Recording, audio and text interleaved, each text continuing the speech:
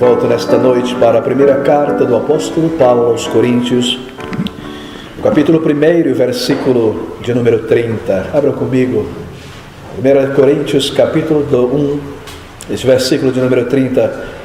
Mas vós sois dele, em Jesus Cristo, o qual para nós, Jesus, isto é, foi feito por Deus, sabedoria e justiça e santificação e redenção. O título desta mensagem nesta noite é Jesus Cristo, a única esperança. Meus queridos amigos, o apóstolo do Senhor Jesus Cristo, Paulo, escreve essa gloriosa carta àquela grande igreja de Corinto, na cidade de Corinto. Corinto, uma imensa cidade na antiguidade, na Grécia Antiga, muito próximo da grande cidade de Atenas. Na verdade, uma cidade independente, com seu próprio governo, com seu próprio exército, universidade, cultura e tantas coisas. E ali naquela cidade se dirige o apóstolo Paulo para ali, junto com seus companheiros, e pela operação da graça de Deus e o poder do Espírito, muitas almas são conduzidas à fé no Senhor Jesus, libertas da ignorância do paganismo, de uma vida vazia, longe do Senhor, para conhecer a Cristo pela fé. Uma igreja formada ali naquela grande cidade de Corinto. Uma igreja estabelecida por aquele apóstolo junto com seus companheiros. E Paulo, depois de partir daquela cidade, indo em direção a tantas outras da Ásia, para pregar o Evangelho e plantar outras igrejas, nós lemos, e ele nos diz isso, que certos homens, sorrateiramente, seguindo os seus passos, entraram e se infiltraram naquela igreja de Corinto. Eram judeus, muitos deles, promovendo a ideia de que você precisa de Cristo, sim, mas você continua a precisar das cerimônias dos judeus, como a circuncisão e tantas outras coisas. Eles perverteram, diz Paulo, o evangelho puro da graça redentora em Cristo Jesus. E haviam também outros homens daquela sociedade tão intelectualizada dos coríntios, certos oradores, que de alguma maneira entraram, foram atraídos para dentro daquela igreja e viram ali uma grande audiência para expressar as suas ideias e começaram de alguma maneira a perturbar a fé daqueles irmãos por meio de ideias místicas, agnósticas e estranhas. E Paulo, tendo ouvido a respeito disso, sendo informado por aqueles irmãos do problema, da confusão que havia sido formado naquela grande igreja, escreve então essa primeira de 3 epístolas. Na verdade, a terceira é apenas mencionado aqui, mas não está contida na Bíblia, não foi pelo Senhor determinado a estar aqui. Mas nessa primeira carta ele escreve exortando, lidando com os problemas daquela igreja, que eram vários, e ele exalta o Senhor Jesus Cristo. Aqueles homens que se infiltraram naquela igreja trouxeram ideias muito estranhas. Paulo diz aqui no versículo 11: porque a respeito de vós, irmãos, me foi comunicado pelos da família de Cloé que há contendas entre vós. Quero dizer com isto que cada um de vós diz: eu sou de Paulo, e eu de Apolo, e eu de Cefas, e eu de Cristo. O que está acontecendo aqui, na verdade, é que aquelas pessoas, de alguma maneira, no seu ensino, começaram a reduzir a pessoa do Senhor Jesus Cristo e a compará-lo como profeta ou como um líder, de tal maneira que grupos partidários começaram a se formar naquela igreja. As pessoas chegaram ao ponto a dizer: não, eu me alinho mais com o apóstolo Paulo, eu já me alinho mais com esse grande orador Apolos, não é? Eu já sou mais do lado de Pedro, que era mais incisivo e forte, e eu já sou mais do lado do Senhor Jesus Cristo. E Paulo se dirige a eles dizendo: o que vocês estão fazendo? Vocês estão reduzindo o Senhor da glória a um mero homem, ao ponto de colocar um patamar de igualdade com Paulo. Quem é Paulo? Ele diz. Quem é Cefas? Quem são esses homens? E no versículo de número 13 ele argumenta com eles: está Cristo dividido por acaso? Foi Paulo crucificado por vós? Ou fostes vós batizados em nome de Paulo? E aqui Paulo começa a argumentar com a mente daqueles homens a respeito desse imenso problema que iria dividir aquela igreja e roubar o coração dos homens de Cristo. Bem, nós percebemos então o poder desta heresia destrutiva na cidade, na igreja de Corinto. Mas muitas vezes nós não percebemos o que está por trás de um ensino que busca diminuir a glória do Senhor Jesus Cristo. Há um exemplo muito claro aqui nesta epístola. Eles não haviam compreendido, Paulo parece argumentar, que todas as coisas que eles tinham e todas as bênçãos que eles possuíam vinham a eles por causa e por meio de Jesus Cristo. Parece que de alguma maneira eles foram seduzidos por aqueles líderes, pelo ensino daqueles gregos ou daqueles judaizantes, a imaginar que tudo é uma questão de se relacionar diretamente com Deus, baseado em seu esforço pessoal ou em seus méritos. Eles não haviam percebido que tudo que nós recebemos vem de Deus por meio do Senhor Jesus Cristo. E que sem Jesus Cristo, nada de Deus há para nós. Deus não irá fazer absolutamente nada por nós. Que o Pai colocou na pessoa do seu Filho, o Senhor Jesus Cristo, essa porta, esta chave que conduz um pecador para a realidade do relacionamento com Deus. E que fora de Jesus Cristo não há salvação, não há bênção, não há relacionamento com o Senhor. E é isso que ele diz no versículo de número 29. Para que nenhuma carne se glorie perante Deus, baseado em méritos, baseado em o que quer que seja. Deus colocou todo o acesso à sua presença, o céu, o perdão, bênçãos espirituais na pessoa do Senhor Jesus, para que todo homem e mulher se voltasse a Ele pela fé para receber estas coisas. E é nesse raciocínio, lidando com este problema na igreja de Corinto, que nós temos essas gloriosas palavras que eu quero chamar agora a sua atenção, que estão no versículo de número 30. Mas vós, diz Paulo, sois dele, em Jesus Cristo, o qual, Jesus Cristo, para nós foi feito por Deus sabedoria e justiça e santificação e redenção. Que palavras tremendas! O argumento do apóstolo Paulo é esse, é poderoso, é essencial. É que nenhum homem ou mulher pode receber qualquer bênção da parte de Deus, seu Criador, fora de Jesus Cristo. Todas as coisas que Deus determinou para a bênção de almas necessitadas são transmitidas a homens e mulheres por meio da obra e da pessoa do Senhor Jesus Cristo.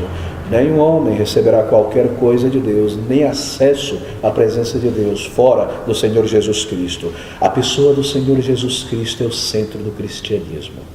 A pessoa do Senhor Jesus Cristo é essencial, ela é a própria mensagem. Quando você pensa sobre outras religiões e os fundadores destas outras religiões, a pessoa do fundador não é de absoluta importância. Qualquer um dos outros líderes que vieram depois poderiam ter feito tão bem quanto o fundador. Mas amigos, esse não é o caso do cristianismo. No cristianismo, sem Jesus Cristo não há cristianismo. Cristianismo é Cristo Jesus, a sua pessoa, a sua vida, a sua obra, tudo o que ele fez, tudo o que ele alcançou. O cristianismo é o Senhor Jesus Cristo. Deixe-me fazer uma pergunta. Será que seria possível para pessoas como nós aqui nesta manhã, embora variadas formações, mas tão pequenas e finitas em nossa capacidade humana, será que seria possível para micro-organismos como nós, de alguma maneira, conhecer o Deus eterno e glorioso em sua sabedoria e o seu poder, e nossa pequena mente, esse compasso tão pequenininho, de alguma maneira encompassar os atributos de Deus e o conhecimento de Deus? Será que por nós mesmos? A resposta é óbvia, não é? Nós não conseguiríamos.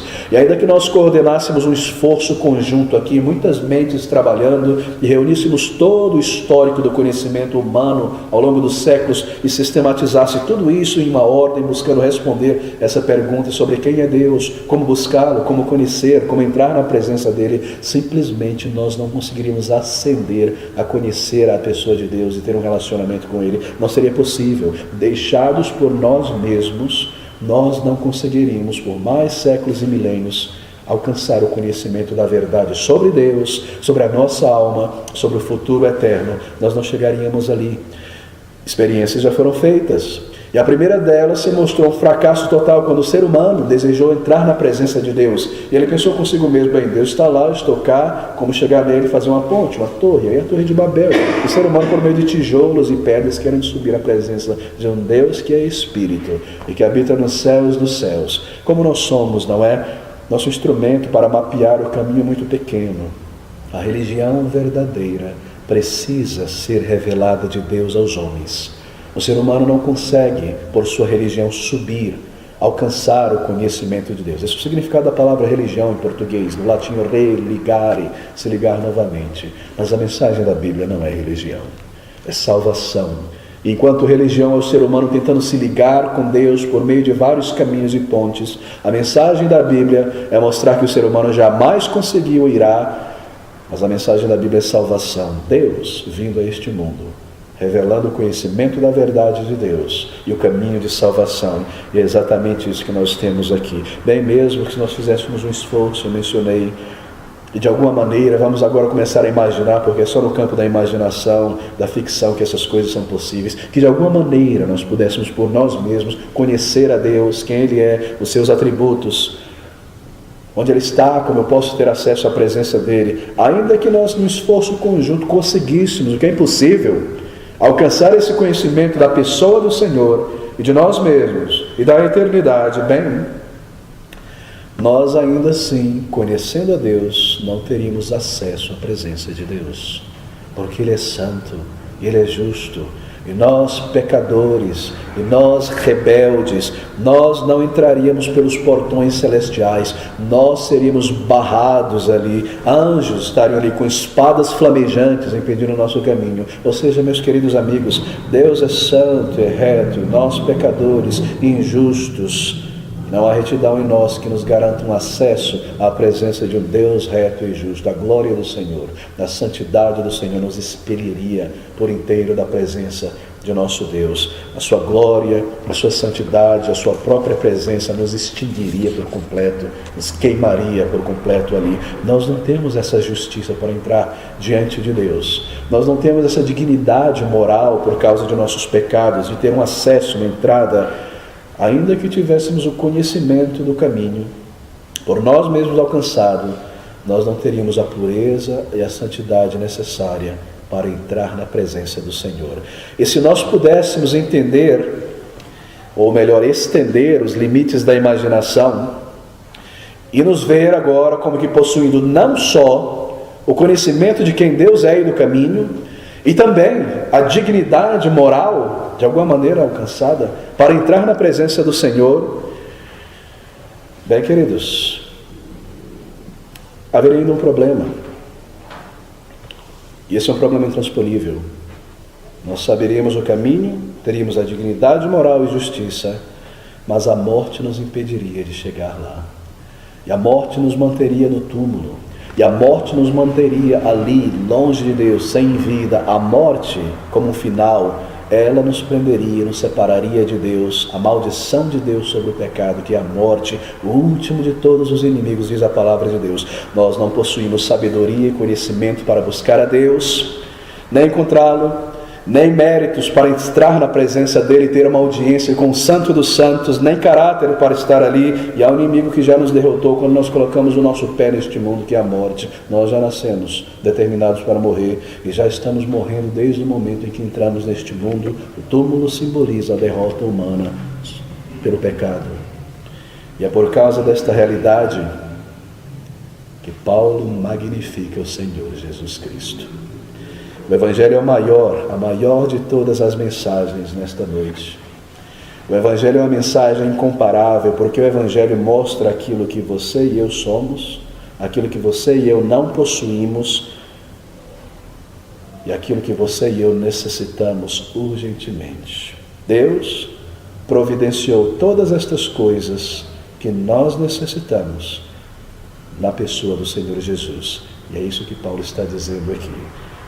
Mas vós sois deles em Cristo Jesus, o qual para nós foi feito por Deus sabedoria, justiça, santificação, redenção. Esse pequeno versículo é o versículo mais abrangente de toda a Bíblia. Aqui está contida toda a mensagem de toda a Bíblia, do início ao final, de capa a capa, de Gênesis a Apocalipse. Toda a Bíblia pode ser resumida aqui. Mas Deus, diz Paulo, fez de Jesus Cristo para nós sabedoria e justiça e santificação e redenção. Veja o que Deus fez. Por nós mesmos nós não faríamos isso. Nós não alcançaríamos isso. Meu querido amigo, permita que esta verdade agora toque de alguma maneira a sua consciência. Deus fez de Jesus Cristo para nós sabedoria.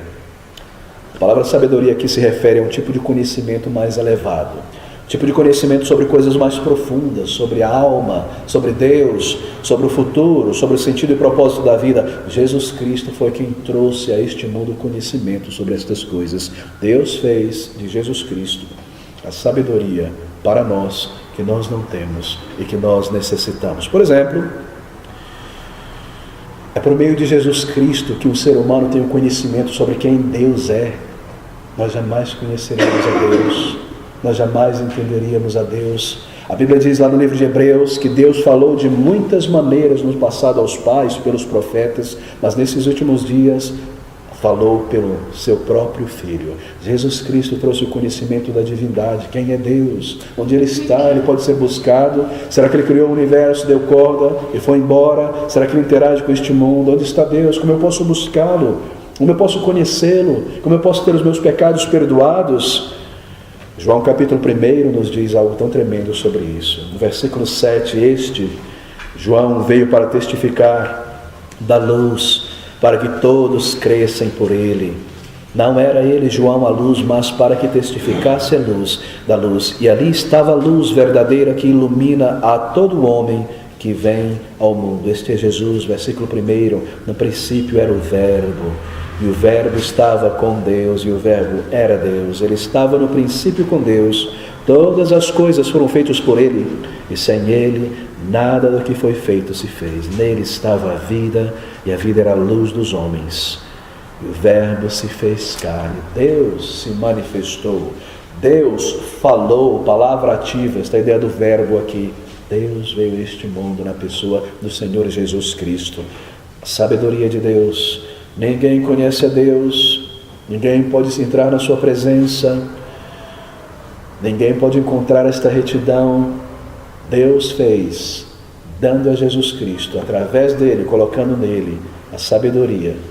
Ele é a própria sabedoria que eu estou dizendo. Ele veio a este mundo. Sabedoria que você e eu não temos para entrar na presença de Deus. O que é sabedoria? Como você responderia essa pergunta? O que é sabedoria? O que é ser sábio, prudente, ter bom julgamento, digamos assim? O que você diria? Bom, algumas pessoas que dizem que ser sábio é saber fazer dinheiro. Outros dizem que é saber manter dinheiro na mão. Outras pessoas dizem que sabedoria é construir uma boa carreira, conseguir manter uma carreira e ir até o final, se mantendo firme nela, ou construir um nome. Outros dizem que ser sábio é conseguir preservar relacionamentos, ou desfrutar o máximo da vida nesta vida tão curta, tão breve. Isso é sabedoria. Alguém disse um dia na Grécia Antiga, algo muito interessante, que sabedoria é conhecer a si mesmo. Eu creio que ele acertou em cheio. É conhecer a si mesmo, sim, mas embora isso seja sabedoria, conhecer a si mesmo, não quer dizer que nós tenhamos essa sabedoria. Nós simplesmente não conhecemos a nós mesmos, não é? É verdade. Isso é uma coisa que a filosofia não consegue ensinar, é o conhecimento sobre nós mesmos. Quantas contradições, e essa é a sabedoria que o Senhor Jesus Cristo trouxe.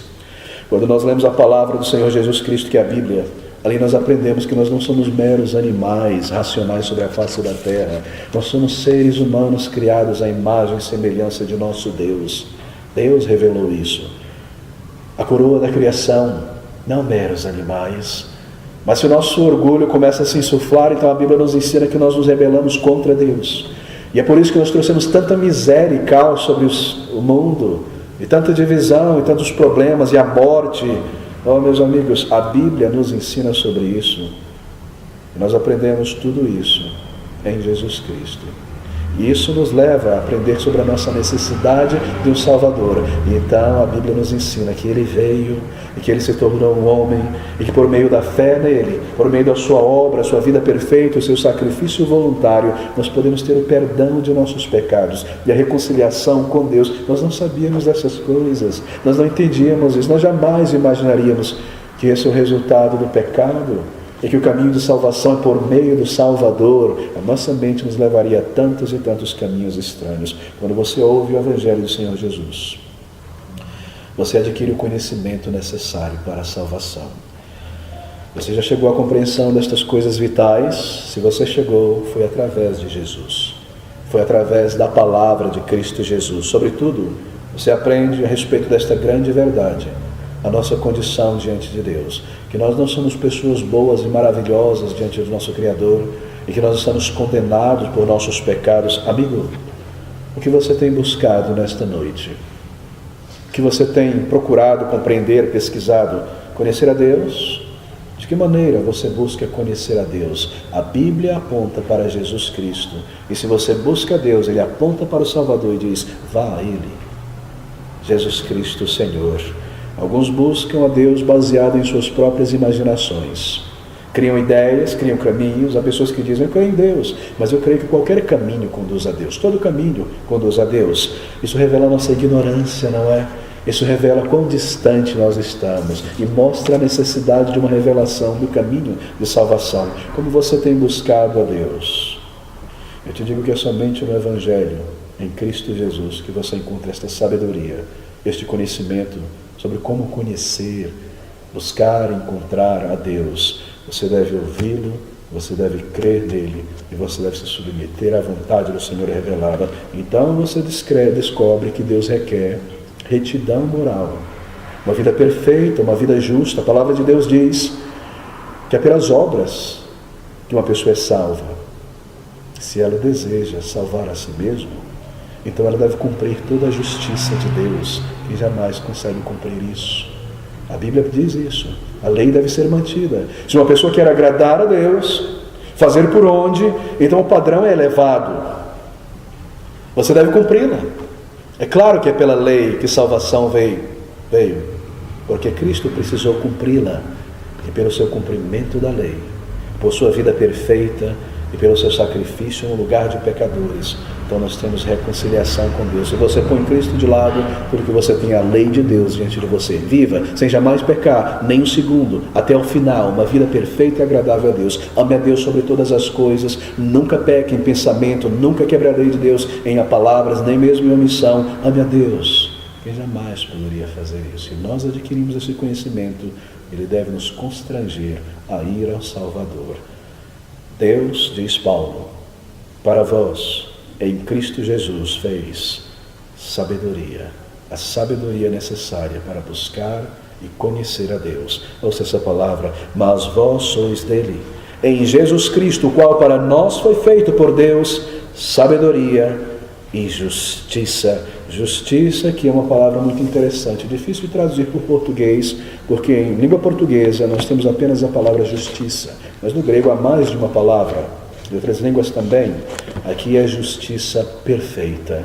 Deus fez Jesus Cristo justiça perfeita. Justiça perfeita era algo que o homem possuía no início.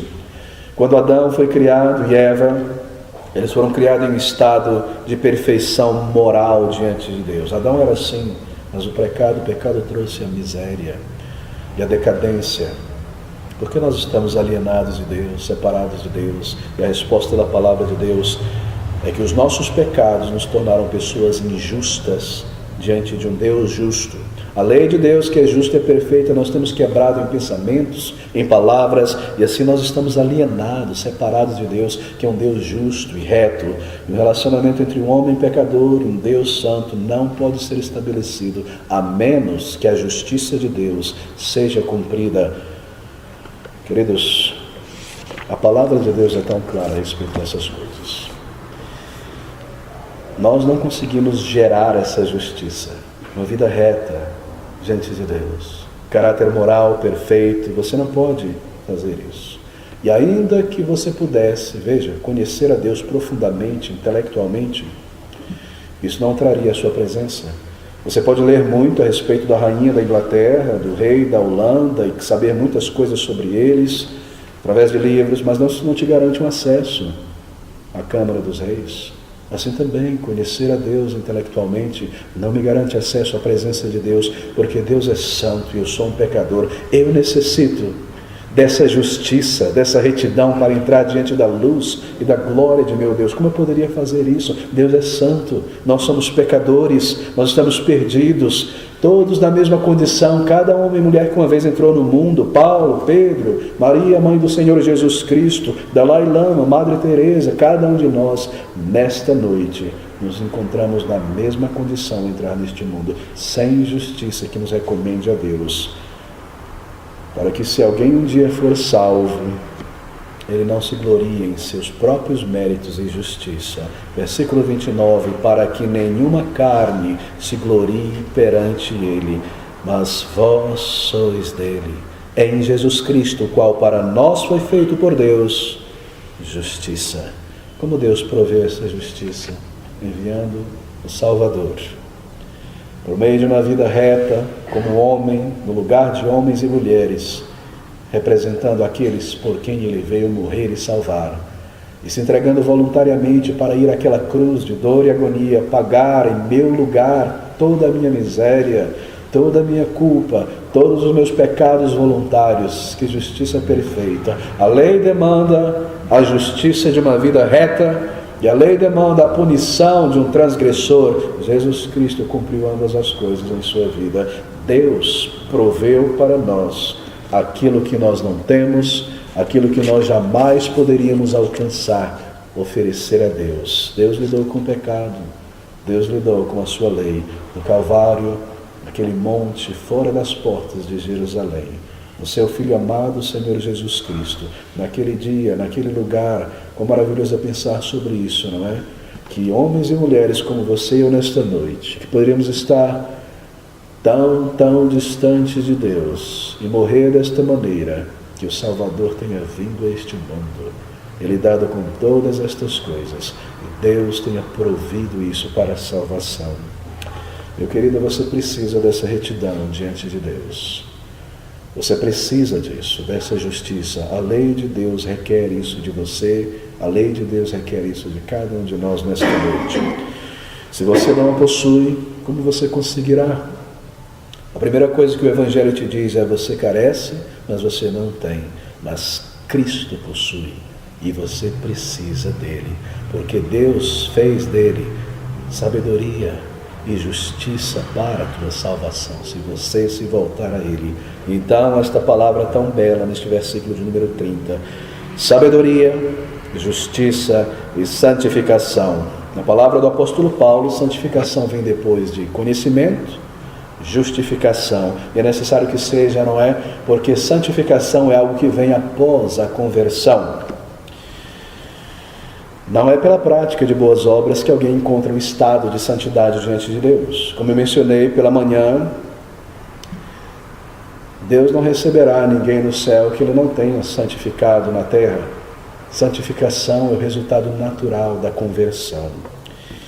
Todas as religiões, a não ser o cristianismo, ensinam um sistema de obras que, por meio de um exercício espiritual, você alcança um patamar imaginário de santificação, e assim você agrada a Deus, e assim você é recebido por Deus. A Igreja Católica canoniza pessoas, os demais pobres mortais vão ter que queimar um pouco no purgatório para depois ascender ao paraíso. Mas a Bíblia não canoniza ninguém.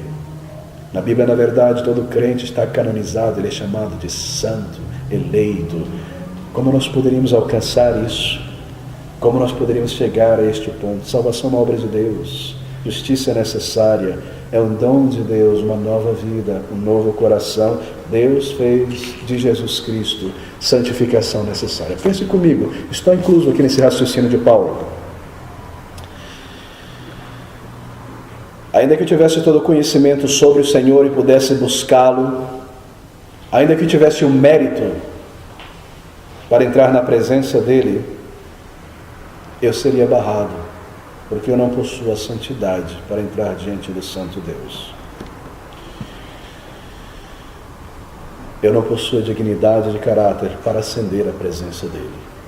E santificação me é dada na conversão, como quem é lavado e revestido de uma dignidade que jamais tinha, para agora poder entrar na presença do Senhor. Quando você vem ao Senhor como um pecador, tendo ouvido sobre o Salvador, adquirido esse conhecimento, sentindo o teu pecado, sem méritos em tuas mãos, você vem e ora a Deus em arrependimento e fé. Você entrega por inteiro a tua vida em submissão ao senhorio de Cristo e clama por vida e salvação. Você é salvo e você adquire um novo caráter, uma nova vida. Que me adiantaria ter o conhecimento de Deus sem ter poder sobre os meus pecados, sem ter uma nova vida?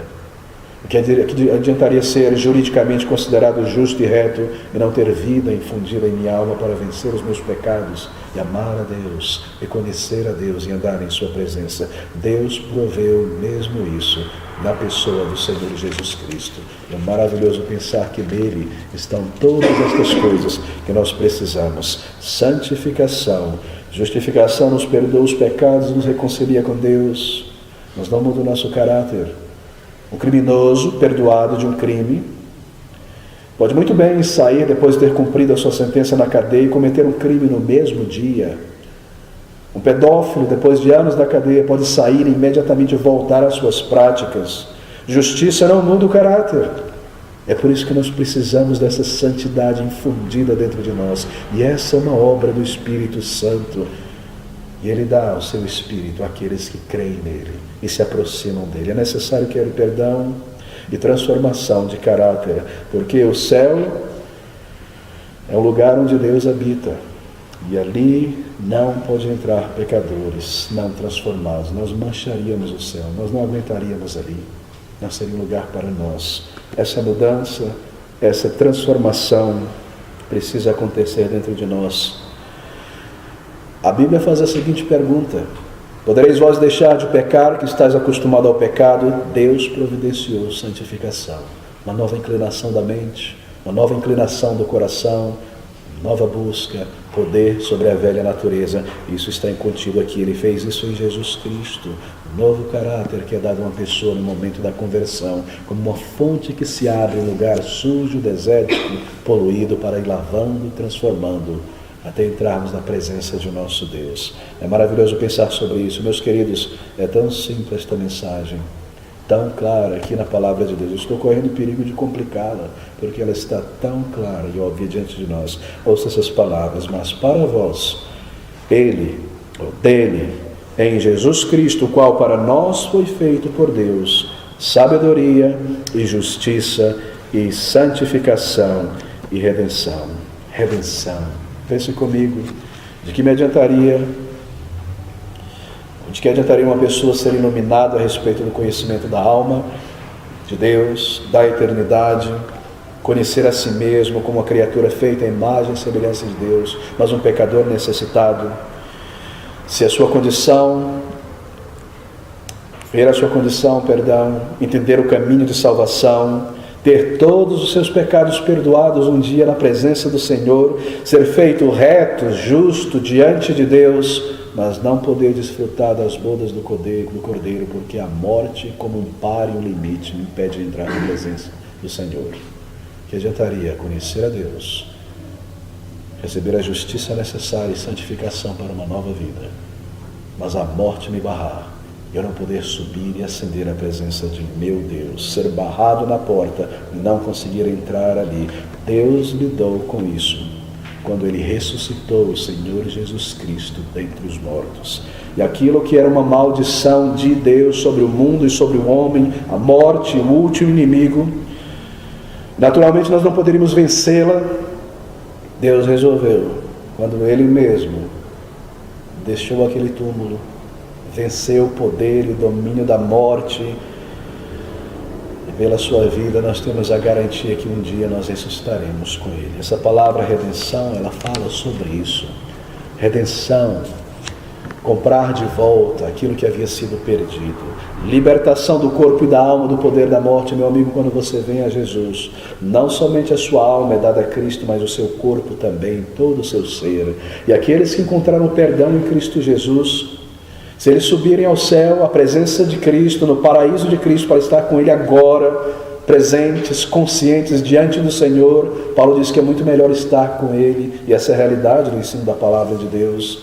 Eles deixarão seus corpos para trás, mas um dia, quando o Senhor retornar, ainda que essas partículas sejam espalhadas em cinzas por todos os quatro ventos, elas serão sob o comando do Senhor Jesus Cristo, reunidas em um novo corpo perfeito, redimido, trazido de volta à vida pelo Senhor Jesus Cristo, para num novo céu e na nova terra, com um novo corpo perfeito, emancipado, tão glorioso, desfrutar das glórias do céu. Esse corpo, esse trapo não aguentaria o céu.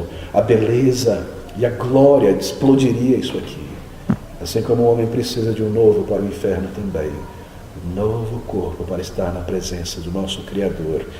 Eles não estarão separados para sempre, alma e corpo, quando a voz do arcanjo soar e a trombeta tocar e o comando de Deus reverberar dizendo: levantai-vos, ou Ele voltar nas nuvens com toda a sua igreja que se encontra em sua presença agora, então nós subiremos para estar com o Senhor, se um dia nós buscamos a Cristo Jesus e a vida eterna que há nele. Redenção, não mais sob o poder e o estrago do pecado. Oh, enquanto nós estamos neste mundo, embora libertos do domínio do pecado, não da presença dele, nós sentimos, experimentamos o resultado do pecado, a maldição que é a morte. E enfermidades, e dores, e problemas, e a velhice vindo, até que nós vamos ter que deixar para trás esse corpo, colocá-lo para dormir e subir para a presença do Senhor. Há dores, há enfermidades, há fraquezas, há desapontamentos, nossa mente nos desaponta, a memória desaponta, as forças, os músculos, tudo desaponta, a inteligência nos trai. Tudo isso nos impediria de desfrutar esse novo céu e essa nova terra. Mas graças a Deus que Ele lidou com isso. E quando Ele venceu a morte espiritual e física, ressuscitando dentre os mortos, Ele ressuscitou ao terceiro dia. E nós sabemos que se nós estamos com Cristo, nós ressuscitaremos também. Tão conscientes quanto agora e muito mais. E quão maravilhoso será aquele dia na presença do Senhor.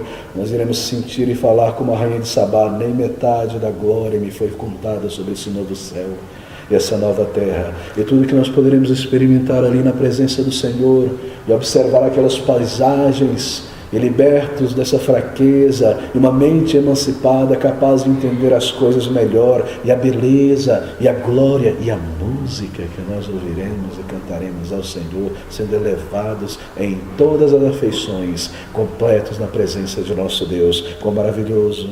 Esse velho corpo não poderá habitar no céu, ele precisa ser redimido. Esse trapo velho que nós temos não suportaria a glória que há no céu. E essas palavras convêm esta ideia. E onde estarão naquele dia, então? Nós concluímos com essas perguntas. Aqueles que amaram mais essa vida do que a futura. E onde estarão aqueles que preferiram o gozo passageiro do pecado do que o gozo e a alegria do perdão e do céu? Onde eles estarão naquele dia? Bem, eu te digo que eles estarão tão conscientes quanto nós. E os procrastinadores, e os letárgicos, e os que sempre se desculpavam e deixavam para depois. E onde você estará sem Jesus Cristo, em tua alma? Onde você se encontrará naquele dia de prestar contas? Simplesmente porque o teu orgulho te dizia: agora não dobre o joelho, mais tarde, depois. Querido, venha ao Senhor Jesus. Nele está tudo o que você necessita para se reconciliar com Deus. Você tem inteligência, intelecto, é uma pessoa capaz, você já estudou muito, possui bastante erudição, talvez. Do que a tua inteligência te servirá para alcançar salvação? Será que você, com toda a tua mente e capacidade intelectual, pode produzir um esquema mais consistente sobre o qual você pode colocar a tua esperança de salvação do que este da palavra de Deus em Cristo Jesus? Pode você, com toda a tua capacidade, encontrar uma melhor maneira de aceitação diante de Deus do que a justiça do Senhor Jesus? Senão, não deveria você vir a Ele enquanto há tempo e pedir a Ele por essa justiça? Será que você conseguiria negar e seguir em frente negando contra todos os fatos que você é um pecador aos olhos de Deus? E que essa altura da vida, será que você não compreendeu que você não pode, não consegue mudar o teu próprio coração e parar de pecar? Logo você voltará. Será que você não tentou tantas vezes, resoluto, agradar a Deus e se afastar de tudo aquilo que desagrada a Ele, não pecar mais, só para se ver logo, logo de volta à lama do pecado? Será que essas coisas não argumentam a tua alma, que você permanece um pecador e necessita de vida e salvação, e Espírito de Deus derramado em tua alma? Será que você não deseja em teu coração morrer a morte de um salvo e naquele último dia ter certeza de vida eterna? Essas coisas não argumentam com o teu coração. Eu tenho certeza que elas argumentam.